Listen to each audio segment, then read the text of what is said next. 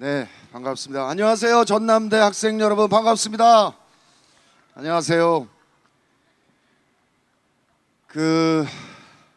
꼭 이렇게 학생 여러분, 젊은이 여러분들과 얘기하고 싶어서 이 자리를 찾아왔습니다. 제가 일주일 전쯤에 오마이뉴스에서 깜짝 놀랄 기사를 하나 봤습니다.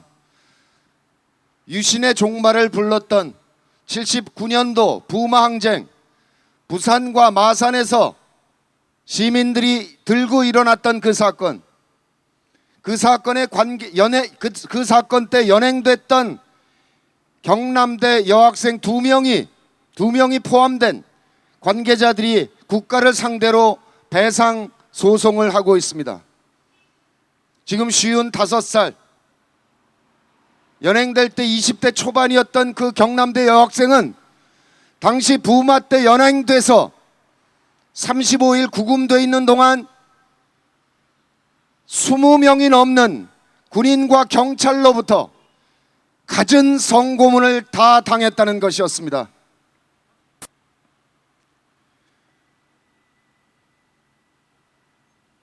그때는 대한민국 전체가 도관이었다. 그렇게 울부짖으면서 주저앉으니까 그의 아들이 어머니를 쓰다듬고 격려해서 다시 일으켜 세우는 모습이 묘사되어 있었습니다. 그 여성분, 30년 동안 가슴에 담고 있었던 그 상처, 아들에게 먼저 얘기하고 난 이걸 안고 더 이상 살 수가 없다. 어떻게든 얘기해야 되겠다. 그 여자분의 용기 그리고 헌신 깊이 위로드리고 또 죄송스럽게 생각합니다. 불과 33년 전 이 대한민국에서 벌어졌던 일, 제가 고등학교 때 읽었던 1919년 3.1운동 당시에 우리 할머니, 증조 할머니들이 일본 경찰 그리고 조선인 끈앞풀들에 어떻게 당했었는지 그 증언록을 보면서 분노했던 것, 60년이 지난 79년에 이 나라에서도 그런 일이 벌어졌던 것, 참을 수 없는 고통이었습니다. 전남대 학생 여러분, 여러분들은 여러분들의 어머니, 아버지가 당했던 그 일에 대해서 얼마나 알고 계십니까? 왜 우리는 우리의 역사를 이렇게 모른 채 살아가야 합니까?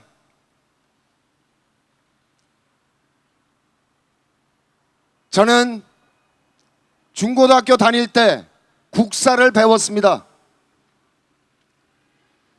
단군으로부터 동학혁명까지 290페이지, 동학혁명부터 현재까지가 단 10페이지였습니다.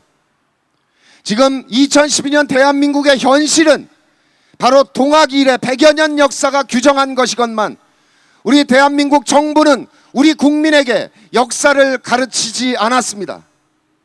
국민의 정부 때 처음 근현대사가 독립됐고 노무현 정부 시절에 조금 강화된 이후 지금 이명박 정부는 다시 근현대사를 필수에서 빼고 내년부터는 아예 학교 과정에 근현대사 과목을 빼버린다고 합니다.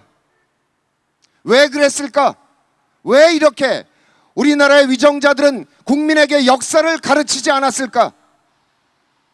그것은 바로 역대 위정자들이 역사 속에 떳떳하지 못했기 때문입니다. 이승만 대통령 보고 당신 왜 김구 선생을 죽였느냐? 국민이 질타할 것을 두려워했기 때문에 역사를 가르치지 않았습니다. 박정희 대통령이 대구 사범 나와서 초등학교 선생 멀쩡히 하다가 긴 칼 차고 싶어서 만주 군관학교에 입대했고 우수한 성적으로 졸업하고 일본 육사에 갔고 만주에서 독립군을 토벌하던 일본 군대에 근무했고 여순항명 사건 때 남로당 군사책을 하다가 사형 언도를 받았고 이 화려한 변절의 역사, 국민이 알까봐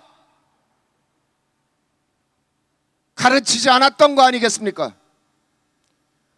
전남대 학생 여러분, 2012년 대한민국 거대한 변화의 물결 속에 있습니다. 이 속에서 우리가 무엇을 해야 하는지 점검해 봐야 되지 않겠습니까? 우리 대한민국 경제 벼랑 끝에 섰습니다. 재벌에 의존해서 고도 성장 정책을 펼치겠다는 이명박 정부의 경제 정책은 완전히 파탄나고 말았습니다.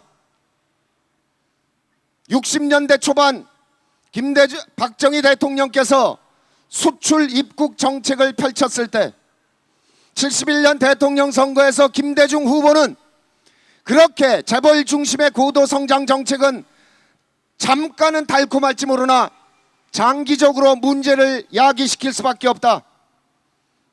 중소기업을 강화해야 된다. 중산층을 폭넓게 만들어야 한다. 중산층과 서민을 위한 경제를 펼쳐야 된다. 대중경제론을 주창했지만 대선에서 실패했습니다.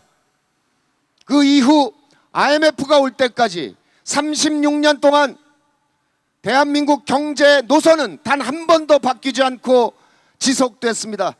결과적으로 IMF의 식민지가 되고 말았고 IMF의 강요로 우리는 신자유주의 경제정책을 받아들일 수밖에 없었습니다. 이제 이것을 바꾸어야 합니다. 역사적인 대전환기에 접어들었습니다. 이 일을 성공시킬 것이냐 여부는 바로 전남대학생 여러분들을 포함한 젊은 20대, 30대 여러분에게 있다는 것을 잊지 마시기 바랍니다. 20대, 30대 청년 여러분, 여러분들의 선택이 대한민국의 미래를 결정할 것입니다. 2007년 대통령 선거 때 이명박 후보께서 이렇게 얘기했습니다. 민주정부 10년이 경제를 죽였다. 내가 살리겠다. 그 방법은 줄푸세다. 세금을 줄이고 규제를 풀고 질서를 세운다고 얘기했습니다. 민주정부 10년이 경제를 죽였나? 저도 모든 자료를 들여다봤습니다. IMF 식민지가 됐을 때 98년도 우리 개인당 국민소득 7,800불로 떨어졌습니다. 김대중 정부 끝나던 2002년 12,000불로 올렸고 노무현 정부 끝나던 2007년 22,000불로 올려놓았습니다. 무려 10년 동안 3배로 성장시켰습니다. 10,000불에서 20,000불 가는데 7년 걸렸습니다. 미국이 10년, 독일이 13년 걸렸습니다. 참여정부 5년 평균 경제성장률 4.3%, 김대중 정부, 국민의 정부 5%였습니다. 미국과 일본이 15,000불 소득 시절에 3.5% 성장한 것에 비하면 참여정부 4.3%는 매우 뛰어난 성적이었습니다. 이명박 정부와 이명박 후보와 조선일보가 국민을 향해서 새빨간 거짓말을 퍼부어댔을 때 왜 우리 국민들은 그 말에 그렇게 속아 넘어갔습니까? 4.3%를 성장하고 7,800불에서 22,000불까지 소득을 올렸지만, 수치상 소득은 올렸지만 국가가 발전하는 만큼 우리 중산층과 서민의 삶이 나아지지 못했기 때문이었습니다. 그 원인은 IMF에 있었습니다. 민주정부 10년의 잘못이 아니라 IMF가 우리에게 강요한 노동 유연성, 해고를 마음껏 하도록 하는 그것 때문에 우리의 중산층과 서민이 무너졌기 때문이었습니다. IMF는 국민의 정부에 강요했습니다. 모든 기업체가 마음껏 해고할 수 있게 법을 만들어라. 두 번째, 주식시장과 금융시장을 개방하라. 이렇게 강요했습니다. 모든 회사는 그에 따라서 이익을 극대화하는 데 매달릴 수밖에 없었습니다. 97년 이전까지 평생 직장 제도가 유지되고 있었지만 그 이후 완전히 무너져 내렸습니다. 젊은 시절에 어떤 회사에 들어가면 크게 잘못하지 않는 한 정년 퇴직까지 근무할 수 있도록 보장하는 제도, 이 평생 직장 제도가 IMF의 강요로 무너지고 말았습니다. 그 결과 우리는 정규직 800만, 비정규직 800만, 자영업자 800만인 나라가 되고 말았습니다. 그렇다면 이명박 정부는 이 나라 경제를 살리기 위해서, 그의 약속대로 잘 살게 해주기 위해서라면 첫 번째, 재벌의 무한 확장을 막았어야 합니다. 대기업과 중소기업의 공정 경쟁을 보장했어야 합니다. 골목 상권을 보호했어야 합니다. 비정규직을 줄여나가고 정규직과 비정규직의 임금 격차를 줄여나갔어야 합니다. 그리고 중간중간 일자리를 잃는 분들을 위해서, 정년 퇴직한 분들을 위해서 복지를 확대했어야 합니다. 젊은 부부들이 마음껏 애를 낳을 수 있도록 보육을 국가가 책임져야 했습니다.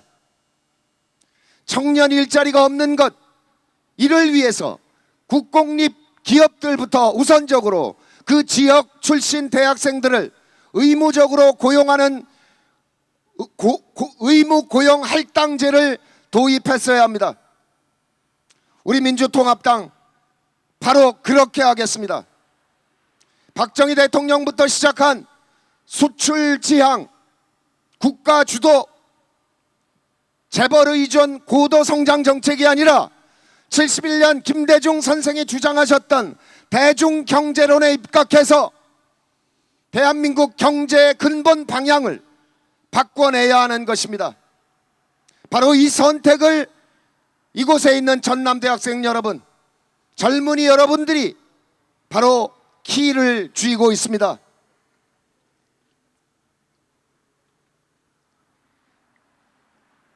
복지 확대, 많은 분들이 얘기하십니다. 그렇지만 저부터 걱정입니다. 과연 민주통합당이 약속하는 대로 복지를 얼마나 확대할 수 있을 것이냐.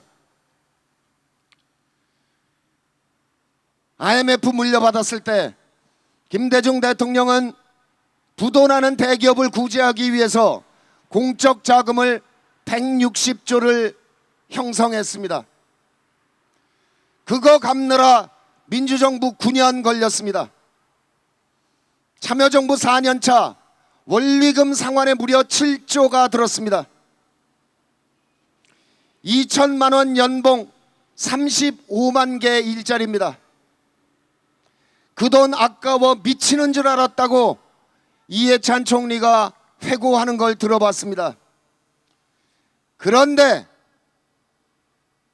이명박 정부 집권 4년 동안에 정부 발표 국가와 공기업 부채 300조, 민간경제연구소 추정 400조 빚을 늘려놨습니다.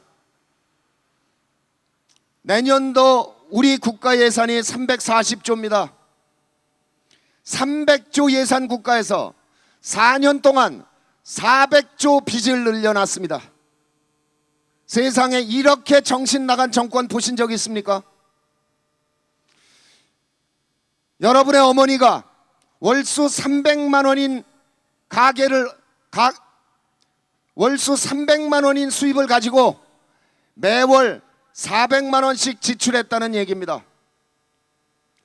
400조면 연리 5% 이자만 20조, 원리금 상환 10년 한다 치면 1년에 60조가 듭니다. 국가 예산의 6분의 1이 원리금 상환에 들어가야 합니다. 60조 2천만 원 일자리 300만 개입니다. 쉽게 복지 예산을 확대할 수 없다는 건 너무나 잘 압니다. 일단 부자 감세 이명박 정부가 한 80조 철회하겠습니다. 초대형 기업의 법인세 최고위 구간을 설정해서 증세하겠습니다. 23조 때려 부은 4대강 삽질 같은 재생산 없는 토건사업 과감하게 줄여나가겠습니다. 그래도 예산이 부족합니다. 그래서 국가 예산이 허락하는 한 복지를 확대해 나가겠습니다. 또 하나 걱정이 있습니다. 전 세계 경제가 불황에 빠져들고 있습니다. 신자유주의의 한계가 드러나고 있습니다. 그리스가 무너지고 있고 스페인도 흔들리고 있습니다. 그 여파로 바로 옆에 중국도 10년 넘게 10% 성장을 이루고 있었지만 금년부터 7%로 떨어집니다. 박정희 대통령이 수출 입국을 했기 때문에 대한민국은 이제 되돌릴 수 없는 통상국가가 됐습니다. 수출입으로 먹고 사는 나라, 전 세계가 불황에 빠졌기 때문에 우리 대한민국 금년도 3, 4분기 성장률 단 1.5%, L자형 초불황 국면에 접어들었습니다. 내년이면 더 어려워질 것입니다. 자, 이제 대한민국 경제 어떻게 재도약을 해 나갈 수 있느냐? 그 마지막 탈출구, 대한민국 경제의 마지막 블루오션은 남북관계를 개선하는 것입니다. 남북관계를 개선해서 철도와 도로를 연결해야 합니다. 역진 불가능한 통상국가이면서도 섬나라인지라 물류 비용이 엄청나게 듭니다. 모든 수출입을 배로 해야 되기 때문입니다. 만약 남북의 철도와 도로를 연결할 수 있다면 광주에서 생산된 물건 KTX에 실으면 북경시장까지 단 하루면 도착할 수 있습니다. 아시아와 유럽이 붙어있는 지구상 가장 거대한 대륙의 출발지인 이 한반도가 왜 이렇게 섬나라로 떨어져 있어야 합니까? 이 남북 분단, 이를 극복하지 않는 한 대한민국의 미래가 없습니다. 이렇게 얘기하면 많은 젊은이들께서는 통일하자고? 가난한 나라와 통일해서 어쩌자는 것이냐? 거부감을 갖고 있는 것 잘 압니다. 지금 당장 정치적인 통일을 하자 주장하지 않습니다. 정치적인 통일이 언제 올지는 그 누구도 알 수가 없습니다. 그 이전에 유럽연합처럼 차츰차츰 연합의 정도를 키워가자고 얘기하는 것뿐입니다. 도로와 철도를 연결해서 남쪽의 자본과 기술, 북쪽의 노동력을 합치고 북쪽에 엄청 깔려있는 지하자원을 활용하자, 이 얘기를 하고 있는 것입니다. 경제 교류를 확대하자고 하는 것이지 당장 통일하자 얘기하는 것이 아니니까 걱정하지 마시기 바랍니다. 우리는 이명박 정부의 4대강 삽질에 대해서 가혹하게 비판해 왔습니다. 그러나 대통령으로서 어쩔 수 없는 측면도 있었을지 모릅니다. 참여정부 노무현 대통령 시절에 아파트 원가 공개를 포기했던 일, 엄청나게 비판받았습니다. 그러나 그렇게 할 수밖에 없었던 것은 바로 대한민국 경제 성장 동력 활성화를 위해서 건설업계를 죽일 수가 없었기 때문이었습니다. 23조를 때려부어서 자연을 파괴하고 마실 물을 녹조라떼로 만들어버렸습니다. 4대강 삽질은 잘못됐지만 건설업체를 위한 경기부양, 이 부분은 어쩌면 어쩔 수 없는 부분일지도 모르겠습니다. 바로 어쩔 수 없는 이 선택, 건설업체들이 밥 먹고 살 수 있게 하는 방법, 이것이 바로 남북관계 개선에서 돌파구를 찾을 수 있다 이 말씀입니다. 2007년 14선언 때 서울서부터 신의주까지 철도를 개보수하고 고속도로를 놓기로 합의했었습니다. 대한건설업회에서 임진강 하구에 모래만 채취할 수 있게 해준다면 서울과 신의주 간의 고속도로를 대한건설협회가 무료로 놓겠다 얘기한 바 있습니다. 바로 그겁니다. 아시아개발은행 같은 공공은행과 손잡고 북쪽의 도로와 철도, 항만, 발전소, 사회 간접 자본들을, 시설들을 우리 대한민국 건설업체들이 집중적으로 달려들어 건설하는 일, 그 건설 자금은 ADB가 북한의 지하자원을 캐서 받아내면 됩니다. 이명박 대통령 당선자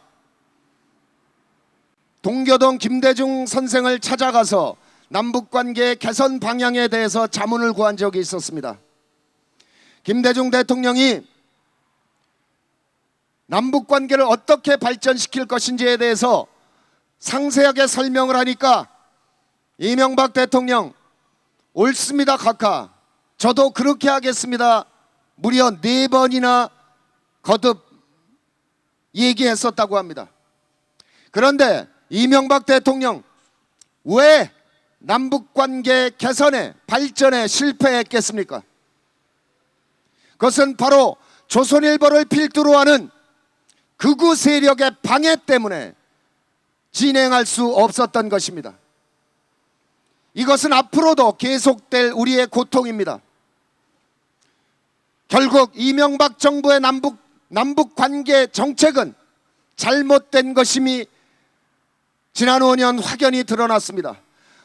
김대중 대통령의 햇볕 정책이 옳았다는 것을 우리는 다시 한번 확인하고 있습니다. 금년도 우리 민족사 이제 거대한 변화 물결 속에 있습니다. 첫 번째, 재벌에 의존해서 고도성장 정책을 계속해서 펼칠 것이냐, 아니면 중산층과 서민을 위한 경제정책을 펼칠 것이냐, 두 번째, 소득 없는 남북 분단을 그대로 유지할 것이냐, 아니면 우리 민족사의 발전, 대한민국 경제 발전을 위해서 남북의 교류 협력을 확대 발전시킬 것이냐, 이 선택권은 바로 전남대학 학생 여러분, 그리고 20, 30대 청년 여러분께 있다는 사실 명심해 주시기 바랍니다.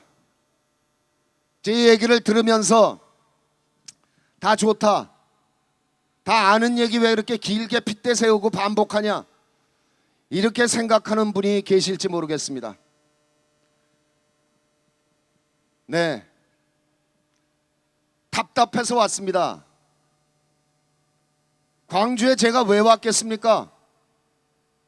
3년 전에 저기 던킨 도너스 앞에서 기존의 오프 정당에 SNS와 인터넷을 탑재한 온오프 결합 네트워크형 정당으로 야권 대통합을 이루자, 이렇게 주장하면서 전남대 학생 여러분들을 찾아뵌 적이 있습니다.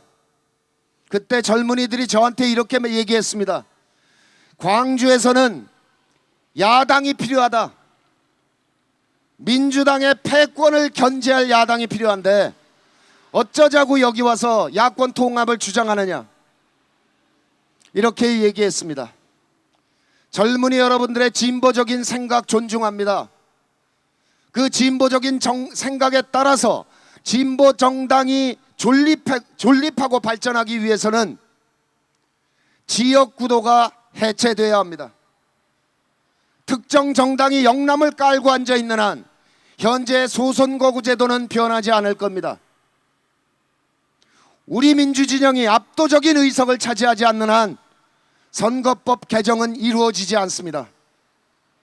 그 전까지 민주통합당이 아무리 마음에 들지 않는 점이 있더라도 우리는 느슨한 연대 손을 잡고 같이 갈 수밖에 없습니다. 지역 구도가 무너지면 그때는 정당 명부제, 비례대표제를 포함해서 독일식 정당 명부제가 도입될 수 있고, 그렇게 되면 진보 정당도 존립하고 발전해 나갈 수 있습니다. 농담처럼 얘기합니다. 그럼 저도 문화예술당 하나 만들겠습니다. 그래서 민주통합당의 보수적인 정책을 질타하겠습니다. 그러나 지금은 안 됩니다. 지역 구도가 깨질 때까지 민주통합당이 중심에 설 수밖에 없습니다. 제가 서울에서 생활했는데 왜 지난 4월 부산의 북강서울에 출마했겠습니까? 2000년도 노무현 의원이 종로 의원을 버리고 출마 하나마나 떨어질지 뻔히 아는 부산에 출마했듯이 저도 그 지역 구도에 한 번 더 도전하고 꼭 극복해내고 싶었습니다. 민주통합당 부족한 거 압니다. 그렇지만 48년도 이래 정당 사상 민주통합당만큼 광범위한 세력이 모인 정당은 없습니다. 종래 기존의 민주당 단 한 명의 낙오자 없이 전원이 합류했고, 정당권 바깥의 정치 세력인 이해찬 총리, 김두관 경남도지사, 그리고 정치 참여를 망설였던 많은 분들, 박원순 변호사, 이하경 YMCA 총무, 그리고 우리 개미시민 국민의 명령, 최종적으로 한국노총까지 모일 수 있는 모든 정치 세력이 모인 정당입니다. 지난 4월 총선 우리 민주통합당 지도부가 잘못해서 실패했습니다. 정말 죄송합니다. 그러나 적어도 민주통합당은 과거에 비해서 엄청나게 진화하고 있는 것이 사실입니다. 대통령 후보를 100% 국민의 뜻에 따라서 선출했지 않습니까? 민주통합당 지도부 국민의사 70% 반영해서 뽑았습니다. 지난 1월 15일에 선출된 지도부 1등 한명숙, 2등 문성근, 3등 박영선, 이 사람들 과거의 당원 당규에 따르면 절대로 출마조차 할 수 없는 사람들이었습니다. 민주통합당은 공천권을 국민에게 돌려드렸습니다. 지난 4월 총선 무려 80개가 넘는 지역구에 100% 모바일 국민 경선을 채택했습니다. 이미 우리는 공천권을 국민께 돌려드렸습니다. 앞으로 대통령 선거가 끝나면 민주통합당 합당할 때 선언했던 대로 기존의 오프 정당에 온 정당을 탑재해서 시민 속에 뿌리박은 네트워크형 정당으로 진화해 나갈 것입니다. 전남대학생 여러분, 민주통합당 어떤 정당이든 당원이 되는 것을 꺼려하는 건 너무나 잘 압니다. 하지 마십시오. 입당하지 마십시오.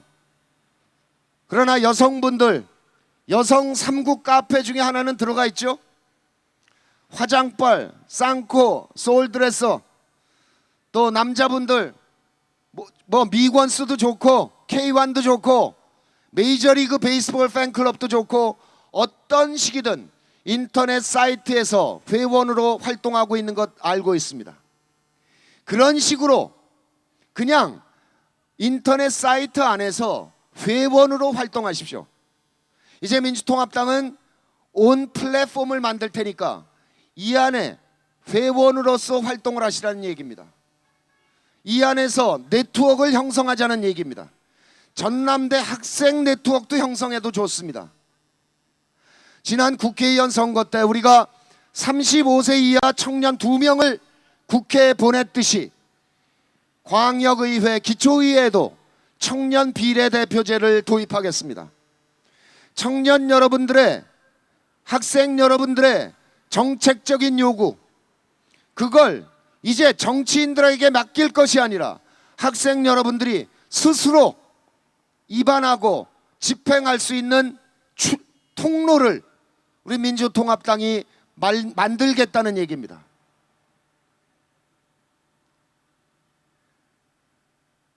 대통령에 누가 당선되든 우리 민주정부가 세워지면 그 대통령은 그 플랫폼에, 인터넷 사이트에 가입한 회원분들과 긴밀하게 소통해 나갈 것입니다.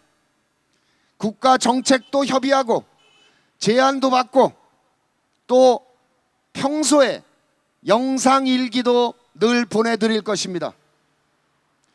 김대중 노무현 정부, 조선일보가 끝없이 거짓말을 할 때 우리 국민은 속절없이 속았습니다.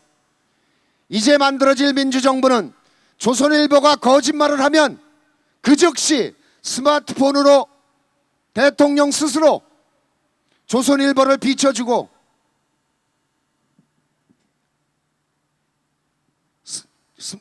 스마트폰 없냐?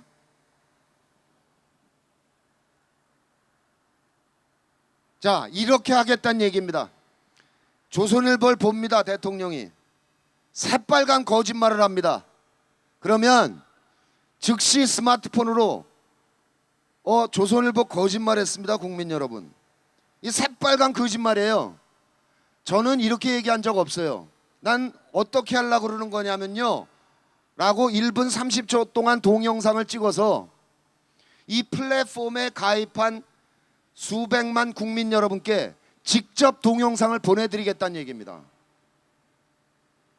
지금 박원순 서울시장이 트위터로 정책 제안을 받고 거기에 대해서 일일이 대답하듯이 대통령은 그렇게 하면 안 됩니다. 너무 바빠서. 박원순 시장은 저 일 중독자거든요. 저 양반이. 좋은 의미에. 그래서 그렇게 하시지만 대통령은 그렇게 하실 수는 없겠죠. 그러나 적어도 일주일에 한 번 정도는 그렇게 직접 국민과 소통하는 정치를 해나가겠다는 얘기입니다. 제가 왜 다시 왔느냐 아까 말씀드렸는데, 민주정부 10년이 잘못했다라는 저 이명박 대통령과 조선일보의 새빨간 사기극, 이 부분에 대해서 우리가 명예를 회복해야 되지 않겠느냐. 그 중심에 우리 민주통합당이 설 수밖에 없다. 이것이 역사적인 당위다. 이 민족사의 대전환기에 그동안 지난 50년 민주진영을 대표해온 민주당이 그 중심에 서지 않는다면 도대체 우리의 역사, 정통성을 어디에서 찾을 수 있겠는가? 이 점을 광주 시민 여러분께, 특히 전남대학생 여러분, 젊은 층에게 호소드리기 위해서 이 자리에 다시 찾아온 것입니다.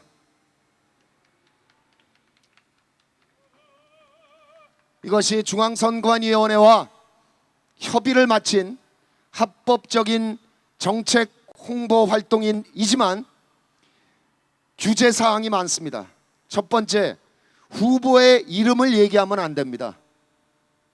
두 번째, 민주통합당을 제외하고 특정 정당 이름을 얘기하면 안 됩니다. 이러다 보니까 제 얘기가 빙빙 돌 수밖에 없습니다. 그러나 눈치 빠르시죠? 무슨 얘기를 하고 있는지 잘 아실 겁니다. 민주정부 10년이 당한 이 수모, 너무 억울해서라도 저는 민주통합당이 중심에 서서 이 명예를 회복하고 우리 민족사를 올바로 잡아나갈 수 있기를 간절히 바랍니다. 고맙습니다.